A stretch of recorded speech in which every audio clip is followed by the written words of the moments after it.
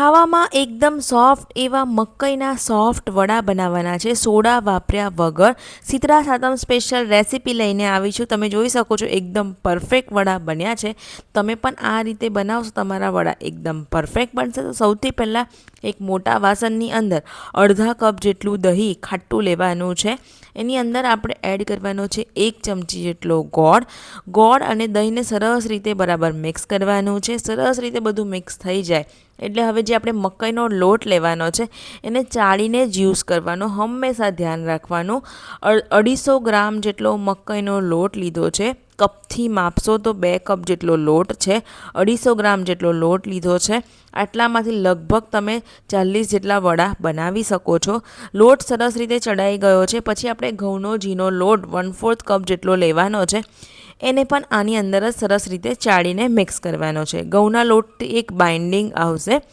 હવે આપણે આની અંદર એડ કરવાનું છે આદું અને મરચાં. આપણે લસણની પેસ્ટ નહીં એડ કરીએ, ખાલી આદું અને મરચાં એડ કરીએ. ત્યાર પછી સફેદ તલ 2 મોટી ચમચીને 10 મિનિટ પહેલાં પાણીમાં પલાળી રાખ્યા હતા.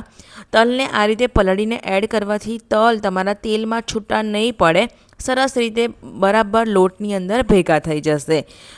હવે આપણે અડધી ચમચી અજમાને હાથેથી ક્રશ કરીને આની અંદર જ એડ કરવાનો છે. ત્યાર પછી હવે આપણે રૂટીનના જે મસાલા હોય તે એડ કરવાના. અડધી ચમચી હળદર એડ કરી દઈશું. અડધી ચમચી એટલું લાલ મરચું પાવડર એડ કરી દેવાનું છે. ત્યાર પછી એની અંદર આપણે એડ કરવાનું છે અડધી ચમચી એટલું ધાણા જીરું પાવડર. ત્યાર પછી એની અંદર આપણે એડ કરવાની છે 1/4 ટીસ્પૂન જેટલી હિંગ. ત્યાર પછી એની અંદર આપણે એડ કરવાનો છે અડધી ચમચી એટલો ગરમ મસાલો. મીઠું સ્વાદ પ્રમાણે કે પછી 2 નાની ચમચી એટલું એડ કરવાનું છે.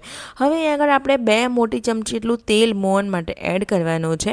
સરસ રીતે હવે દહીં આપણે એડ કર્યું છે, એમાં જ આપણે લોટ બાંધવાનો છે. જરૂર પડે તો થોડુંક પાણી કાં તો પછી થોડુંક દહીં એડ કરીને સરસ કઠણ લોટ પહેલાં બાંધવાનો છે, કેમ કે આપણે એને રેસ્ટ આપવાનો છે. એટલે ખાસ ધ્યાન રાખવાનું છે કે અત્યારે આપણે લોટને ઢીલો નથી કરવાનો, કઠણ જ લોટ રાખવાનો છે.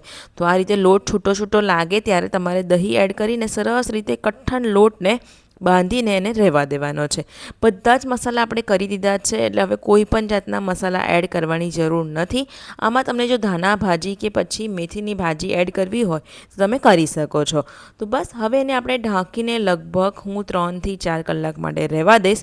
કાં તો તમે પછી 1 2 કલાક પણ રહી શકો છો. તમારી પાસે જો ટાઈમ ના હોય તો 2 કલાક તમારે ખાસ એને રાખવાનું જ છે. તમે જેટલો એને રેસ્ટ આપશો એટલા સરસ તમારા વડા બનશે, સરસ ખટાશ આવશે. અહીં આગળ સરસ રીતે રેસ્ટ આપી ગયો છે. તમે જોઈ શકો છો લોટમાં થોડું ઘણું પાણી છૂટી ગયું છે, પણ જો તમારો લોટ કોરો છે તમારે અહીંથી આ ટાઈમે 2 થી 3 ચમચી જેટલું પાણી નાખીને આ રીતે લોટને મસળી લેવાનો છે. આ રીતનો લોટ હોવો જોઈએ, બહુ ઢીલો લોટ ના હોવો જોઈએ. મીડિયમ સાઇઝના લુવા કરવાના છે. તમે હાથેથી થેપીને વડા બનાવી શકો છો, પણ અહીંયા આગળ આપણે એક સરખા વડા સરખા ફૂલેલા બનાવવા માટે આપણે એક સ્ટેપ આ રીતે ટ્રિક્સ અપનાવીએ જેથી તમારા વડા એકદમ પરફેક્ટ બને. એક રૂમાલને તમારે ભીનો કરી દેવાનો છે, કોરો કરી એટલે ભીનો કરી પાણી નીચવીને આ રીતે વડાને તમારે સેટ કરવાના છે. લુવા તૈયાર કર્યા છે. હવે એની ઉપર આપણે આ રીતે રૂમાલને ઓવરલેપ કરી એક વાડકીની મદદથી તમારે એને આ રીતે પ્રેસ કરવાનું છે, એટલે એક સરખા આપણા વડા બનશે. હાથથી ચોંટે પણ નહીં અને ફટાફટ થઈ જશે. રૂમાલ ભીનો છે એટલે હલકા હાથે તમારે ઉપર લઈ લેવાના અને હાથ તમારે થોડાક ભીના કરી લેવાના, એટલે તમારા હાથમાં એકદમ સરસ રીતે વડા આવી જશે અને તરત જ તમારે એને તળી લેવાના છે. તમે જોઈ શકો છો આ રીતના એકદમ પરફેક્ટ સાઇઝમાં તમારા વડા બનશે. હાથેથી કોઈક વાર જાડા રહી જતા હોય તો એ વડા ફૂલતા નથી. ઘણીક વાર બધાને એવું થતું હોય છે, પણ જો તમને પહેલી વાર તમે આ વડા બનાવો છો અને હજુ સુધીને તમારા વડા સરખી રીતે નથી બનતા તો તમે આ ટિપ્સથી ચોક્કસથી બનાવજો. એકદમ સરસ તમારા વડા બને છે. તમને બીજી વાર પણ આ રીતે તમને થોડું એવું લાગે કે જાડું છે વડું, તમારે હલકા હાથેથી પ્રેસ કરી દેવાનું, એટલે સરસ રીતે આપણા આ વડા બનીને તૈયાર થઈ જશે. અને જ્યારે પણ એને ઉઠાવો તો હાથ ભીનો જ કરીને ઉઠાવજો, એટલે એકદમ ઇઝીથી તમારા વડા હાથમાં આવી જશે. મેં પ્લેટમાં લઈ લીધા છે. તેલ ગરમ થઈ ગયું છે. જ્યારે તમે વડા એડ કરો તો ગેસની ફ્લેમ મીડિયમ રાખવાની, મીડિયમ ટુ હાઈ. પછી થોડુંક વડું સેટ થઈ જાય એટલે તમારે એને સ્લો ટુ મીડિયમ કરી દેવાનું છે. તરત એને આપણે હલાવીએ નહીં, એ તળીને ઉપર આવવા માંડે એટલે તમારે એને હલકા હાથે એને ફેરવવાનું છે. એકદમ ફૂલીને એ ઉપર આવવા માંડશે, તમે જોઈ શકો છો. તો જોયું ને, એકદમ સરસ વડા ફૂલીને દડા જેવા થઈ જશે.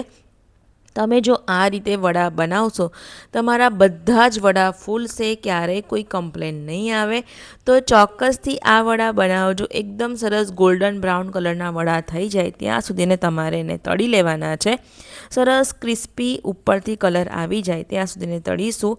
તમે જોઈ શકો છો, મેં બિલકુલ સોડા એડ નથી કર્યું, પણ એકદમ ફૂલીને દડા જેવા આપણા આ વડા બન્યા છે.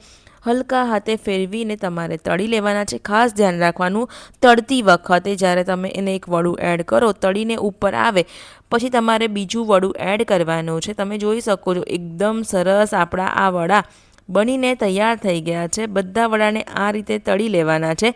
તો સાતમ ઉપર તમે ચોક્કસથી ટ્રાય કરજો. એકદમ પરફેક્ટ માપ આપ્યું છે, જેથી તમારા વડા એકદમ સરસ જ બનશે, એની હું ગેરંટી આપું છું.